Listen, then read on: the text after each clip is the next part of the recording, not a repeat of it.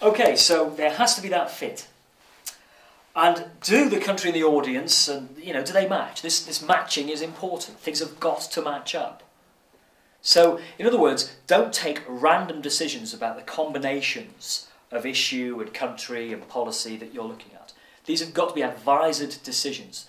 And that means you have to do some research in order to take good decisions. You have to be informed. You have to know that that country has a particular problem in that area. So it would be something that they would want you to brief them about. Is a method clearly set out for the conduct of the project? So I want to see clearly, slowly, fully and completely you explain what you are going to do and how you will do it. And it isn't a case of reading vague literature and textbooks and secondary sources. This is about where will you get the evidence you need? What sort of evidence do you need? Have you thought about that? What is its nature? Where will you find it? And I don't want you to say, well, I'll find it in the policy literature. I want you to tell me more specifically where you will find it. I want you to tell me what its character is. I want you to describe these sources, this literature and this evidence in academic terms so that I know you know what you're looking for. If I have doubts about this, I will put no, address the gap. Is it adequately and convincingly explained where the required empirical and statistical evidence and data will come from?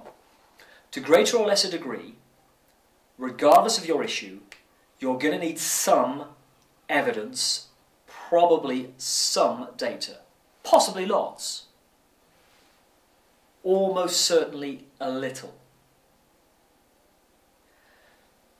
You need to be explaining what sort of data and evidence you're going to use and where you will find it.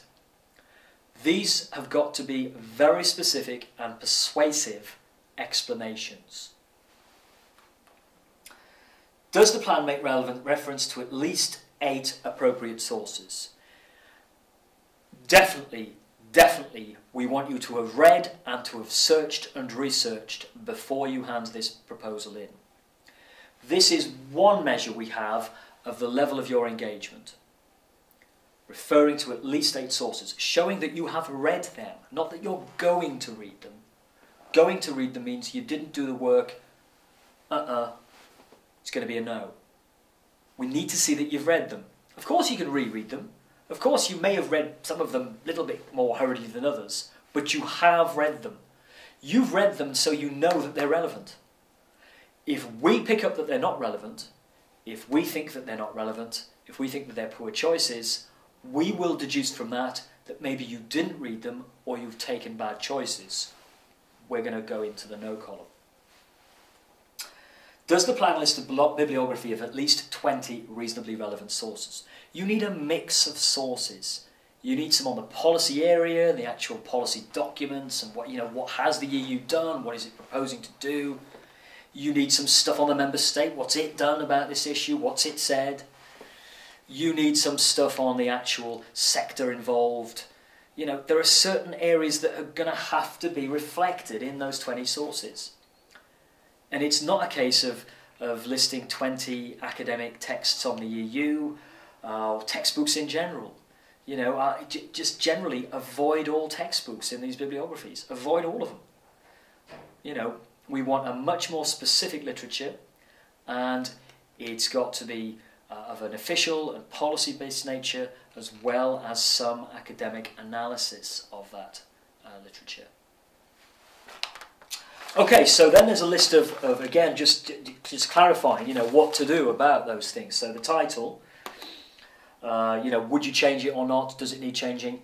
The proposed policy area, the country, the audience, all of those things are then restated here, and it tells you what you should do with them, where they sit. Are they awful or are they really good? Do they need a slight amendment or lots of amendment? Are they really not there at all?